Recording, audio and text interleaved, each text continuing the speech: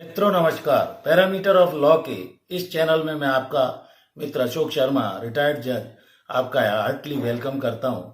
आज इस चैनल पर एक महत्वपूर्ण विषय मानव अधिकार क्या होता है और मानव अधिकार आयोग में किस तरह आप शिकायत कर सकते हैं, किन मामलों की कर सकते हैं, कब कर सकते हैं, इस विषय पर प्रकाश डालूंगा। आप जानते हैं कि प्रत्येक ह्यूमन बीइंग या मानव के अधिकारों का जब जो कि विधि द्वारा या कानून के द्वारा उन्हें दिया गया है, उसका उल्लंघन समाज के लोगों द्वारा कई बार किया जा सकता है और जाता है। और इसी को लेकर मानव अधिकार आयोग बनाया गया है। जैसे महिलाओं के लिए महिला आयोग बना हुआ है, अनुसूचित जाति जनजाति के लिए अनुसूचित जनजाति SC/ST कमीशन है। उसके अलावा कई और आयोग इस तरह के बनाए गए हैं। तो ये मानव अधिकारों के उल्लंघन के लिए मानव अधिकार आयोग बनाया गया है। ये राज्यों में भी है, विभिन्न राज्यों में मुख्यालय पर इनका जहाँ राजधानी रहती है मोस्टली रहते हैं। और राष्ट्रीय मानव अधिकार आयोग भी है जो कि दिल्ली में है, जिसके अध्यक्ष वर्तमान में अरुण मिश्रा साहब हैं। तो ये राज्य में जो भी मानवों के अधिकार का उल्लंघन होता है, जैसे कोई जेल संबंधी किसी तरह की कोई शिकायत है, तो इसको आप मानव अधिकार आयोग में शिकायत कर सकते हैं। सरकारी कार्य में कोई परेशानी आ रही है, आपका बार बार कोशिश करने के बाद भी कोई जानबूझकर आपका काम अटका रहा है, वहां आप शिकायत कर सकते हैं। पुलिस जांच सही ढंग से नहीं कर रही है, झूठा केस आपके विरुद्ध रजिस्टर्ड कर लिया है, मानव अधिकार आयोग में आप शिकायत कर सकते हैं। सामाजिक बहिष्कार किया जा रहा है, समाज द्वारा जाति के आधार पर गांव से बाहर निकाल दिया आपको किसी भी बात को लेकर, तो ये आप शिकायत कर सकते हैं। कहीं रास्ता रोका जा रहा है जो आप वर्षों से उपयोग कर रहे हैं, और कोई भी ऐसी मानव जाति की रक्षा, सारी मानव जाति की रक्षा के लिए किसी भी कास्ट रिलीजन का हो वो व्यक्ति मानव अधिकार आयोग में शिकायत कर सकता है। जैसा मैंने अभी बताया, महिलाओं के लिए महिला आयोग बनाया, SC/ST के लिए अनुसूचित जाति जनजाति आयोग बनाया, माइनॉरिटी के लिए माइनॉरिटी कमीशन बनाए हुए हैं। तो ये व्यवस्था सरकार के द्वारा संवैधानिक अधिकार का उल्लंघन न हो, इस कारण इस प्रकार की व्यवस्था बनाई गई है। जहां तक राष्ट्रीय मानव अधिकार आयोग का प्रश्न है, इसमें माननीय सर्वोच्च न्यायालय सुप्रीम कोर्ट के रिटायर्ड जज होते हैं। 5 साल के लिए इनकी नियुक्ति की जाती है। जैसा मैंने बताया अभी, अरुण मिश्रा साहब इसके अध्यक्ष हैं। दूसरा, अच्छे कार्य करने पर इनका एक्सटेंशन भी कई बार कर दिया जाता है, दोबारा से उन्हें पुनर्नियुक्ति मिल जाती है। राज्य में जहां तक नियुक्ति का प्रश्न है वो राज्यपाल करते हैं, और केंद्र में राष्ट्रपति के द्वारा की जाती है, और राष्ट्रपति इन्हें हटा सकता है।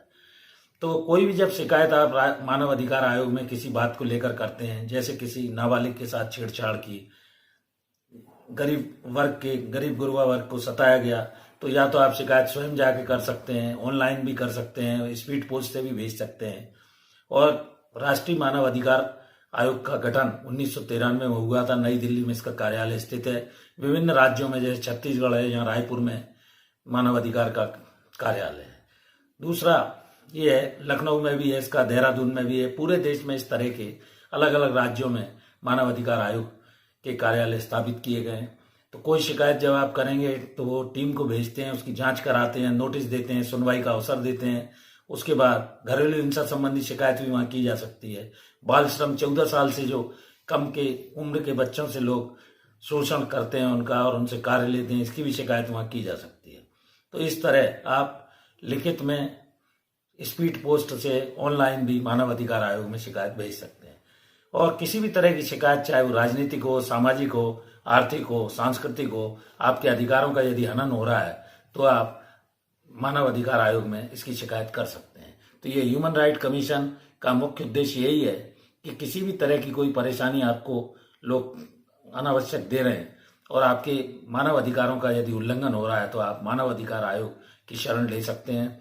बहुत सारे लोगों को मानव अधिकार क्या है इस बारे में जानकारी नहीं रहती है। मानव जाति की रक्षा के लिए, सारी मानव जाति की रक्षा के लिए किसी भी वैधानिक अधिकार का जो लीगल राइट्स उनको दिए गए हैं, उसके लिए उनका उल्लंघन होने पर मानव अधिकार आयोग की शरण ली जा सकती है और उसमें आपको उपचार मिलेगा।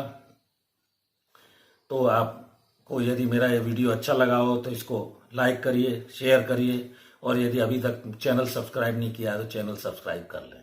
एक और अनुरोध है कि मेरी धर्मपत्नी श्रीमती अर्चना शर्मा का भी यूट्यूब पर एक चैनल पैरामीटर ऑफ लॉ के अलावा श्री अर्चनाज आर्ट हब के नाम से है, जो ड्राइंग, पेंटिंग, डिजाइन, आर्ट, सिलाई, कढ़ाई, बुनाई और वो सभी तरह के भजन वगैरह उसमें डले हुए हैं, जो महिलाओं बच्चों के लिए विशेष उपयोगी है।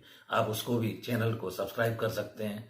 वीडियो अच्छे लगे लाइक शेयर कर सकते हैं। इस वीडियो में यहीं तक। यदि वीडियो में बताई गई जानकारी अच्छी लगी हो तो कृपया अपने समाज के दोस्तों, मित्रों, परिचितों को सबको भेजें, लाइक करें, शेयर करें। इस वीडियो में यहीं तक। Thank you for watching this video. नमस्कार।